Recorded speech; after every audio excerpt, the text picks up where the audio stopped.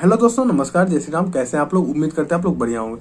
तो चलिए आज की टॉपिक स्टार्ट करते हैं। आज हम लोग बात करने वाले हैं चुनाव वर्षीय योजना के बारे में। जी हाँ, चुनाव वर्षीय, शायद ये आप लोग पहली बार सुन रहे होंगे। इसके बारे में बताने से पहले मैं आपको बता दूं कि ये चुनाव वर्षीय योजना आई कहाँ से। तो चुनाव वर्षीय योजना आई है पंचवर्षीय योजना से। ये आप लोगों ने पंचवर्षीय योजना बिल्कुल सुना होगा, क्योंकि जब हमारे देश में, और ये पंचवर्षीय योजना होती क्या है तो मैं ये आपको बता दूं कि पंचवर्षीय योजना जब हमारे देश में कोई भी सरकार हो, कोई भी पार्टी का हो, जब वो सत्ता में आती है तो वो अपने 5 साल का एक मेन्यू बनाते हैं कि उनको 5 साल के अंदर क्या क्या काम करना है और क्या क्या चीज सुधारना है। तो इसका वो एक मेन्यू बनाते हैं जिसे पंचवर्षीय योजना कहते हैं कि उनको 5 साल के अंदर क्या क्या करना है। लेकिन अब हमारे देश में ये पंचवर्षीय योजना बिल्कुल खत्म हो गई। अब हमारे देश में सिर्फ चुनाव वर्षीय योजना बची है। जी हाँ, चुनाव वर्षीय, क्योंकि आप लोगों ने भी देखा होगा कि जब हमारे देश में चुनाव आने वाला टाइम होता है, वो लोकसभा या विधानसभा का हो या फिर कोई भी चुनाव हो, तो और वो किसी भी पद पे हो, वो शायद वार्ड कमिश्नर के पद पे हो, मुख्यमंत्री के पद पे हो, प्रधानमंत्री के पद पे हो, तो उनको सारा कुछ याद आने लगता है कि क्या कहाँ है, क्या हमारे देश में क्या क्या दिक्कतें हैं। लेकिन उनके पहले उनको कुछ भी याद नहीं आता है और ना ही उन पे वो लोग बात करना पसंद करते हैं। क्योंकि अभी आप लोगों ने हाल ही में देखा होगा कि हमारे देश के प्रधानमंत्री जो नरेंद्र दामोदर दास मोदी हैं, तो उनके बारे में मैं आपको बताता हूँ। ऐसे वो तो हमारे देश के लिए बहुत बेहतरीन काम किए, जो कि आज तक 70 सालों तक नहीं हुआ था, वो ये 8-9 साल के अंदर वो कर चुके हैं। लेकिन एक चीज आपको पता होगा, हाल ही में मोदी जी ने कल की एक न्यूज है जिसमें मोदी जी ने बताया कि हमारे बिहार में 16 करोड़ रुपए का इन्वेस्टमेंट करने वाला है, जिससे हमारे बिहार का विकास होगा और बिहार में रोजगार की संख्या बढ़ेगी। ये अच्छी बात है कि हमारे बिहार में विकास होगा। मोदी जी ने यहाँ पे ध्यान दिया। लेकिन मैं मोदी जी से ये चीज पूछना चाहता हूँ कि ये जब चुनाव आता है तभी आपको ये चीज क्यों याद आया कि नहीं यहाँ पे एक दिक्कत है या फिर क्या कमी है यहाँ पे। उसके पहले तो आपने बिहार के बारे में कहीं कोई जिक्र नहीं किया था। अब जब चुनाव आया तो आपको बिहार याद आ गया। वैसे शायद जब चुनाव आया तो आपको पता चला कि भारत में एक बिहार भी है जो कि बहुत ही पिछड़ा राज्य है। तब याद आता है आपको जब चुनाव आता है। उसके पहले बिहार का कोई जिक्र नहीं। बिहार का आपको हर एक जिला का नाम याद आ गया कि मुंगेर में क्या दिक्कत है, सहरसा में क्या दिक्कत है, दरभंगा में क्या दिक्कत है, कहाँ पे कौन सी पुल बननी चाहिए। ये आपको चुनाव के टाइम में याद आता है। और हमारे नीतीश सरकार जो हमारे बिहार के मुख्यमंत्री हैं, तो उनको भी अभी आप लोगों ने हाल ही में देखा होगा कि टीचरों के पेमेंट में वृद्धि की है। लेकिन जब हमारे देश में कोरोना नहीं आया था, उस टाइम हमारे सरकारी टीचर हड़ताल पे थे, लेकिन उस टाइम उन पे ध्यान नहीं दिया गया। लेकिन जब चुनाव आता है तो उनका पेमेंट बढ़ा दिया जाता है। और कुछ ये होता है ना कि जब, जैसे कि आप लोगों ने देखा होगा कि जब कोई बच्चा रोता है तो उसको एक लॉलीपॉप दे दिया जाता है हाथ में, और लॉलीपॉप वो बच्चा 2-3 घंटे तक चूसता है, तो उसके बाद वो खुश हो जाता है। तो इसी तरह हमारे देश की सरकार है जो कि चुनाव के टाइम में एक लॉलीपॉप हर एक आदमी के हाथ में थमा दिया जाता है, जिससे वो लोग खुश हो जाते हैं।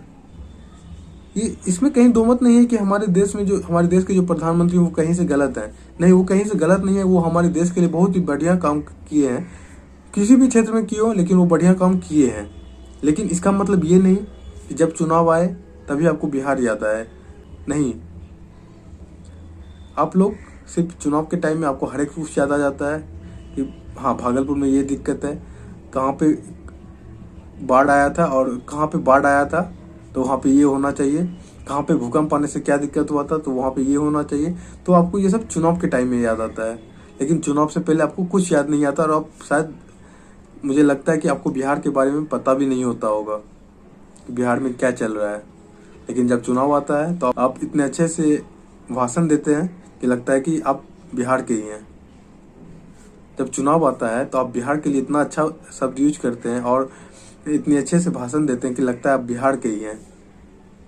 तो ये सब चुनाव के टाइम में ही क्यों? वो हमारे देश के कोई भी सरकार हो, हमारे देश का कोई भी प्रधानमंत्री हो, हमारे देश का कोई भी मंत्री हो, हमारे देश का कोई भी संसद हो, हमारे देश का कोई भी वार्ड पार्षद हो, उनको बस चुनाव के टाइम में अपना सारा कुछ याद आने लगता है। अरे यहाँ पे नाला का प्रॉब्लम है, यहाँ पे रोड का प्रॉब्लम है, यहाँ पे बिजली का प्रॉब्लम है, यहाँ पे पानी का प्रॉब्लम है।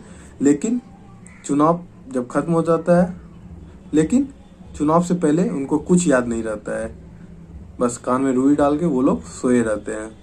तो वैसे ठीक है, आप बिहार में इन्वेस्टमेंट कर रहे हैं 16,000 करोड़ का, तो सही है, लेकिन ये चीज़ आप पहले भी कर सकते थे, लेकिन आप चुनाव के टाइम में ये चीज़ ला रहे हैं जिससे कि आपकी लोकप्रियता बढ़े।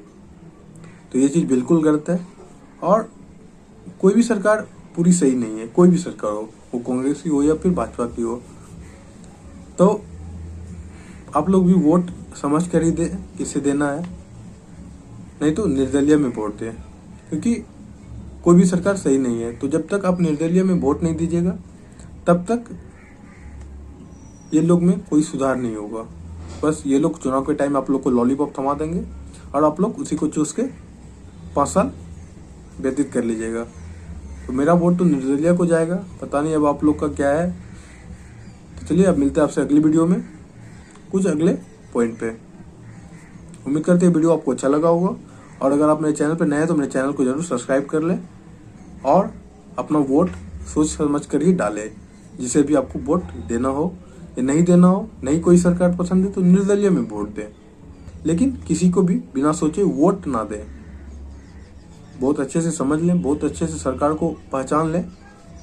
जो भी सत्ता में है या जो भी सत्ता में आना चाह रहा है उसको बहुत अच्छा से आप भली भांति पहले समझ लें, तभी आप उनको वोट दें। वरना ऐसे बिल्कुल वोट ना दें और अपना वोट निर्दलीय में जाने दें, क्योंकि जब तक इन लोगों को एहसास नहीं होगा तब तक इन लोगों में सुधार नहीं होगा।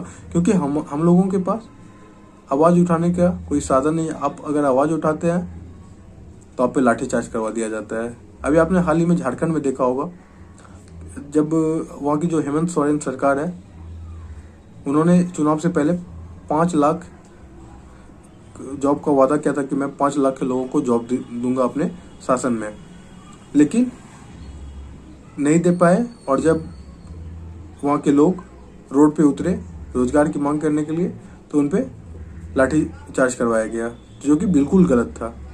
तो इस वजह से आप अपना वोट सोच समझ कर ही डालें। तो चलिए, अब मिलते हैं आपसे अगली वीडियो में।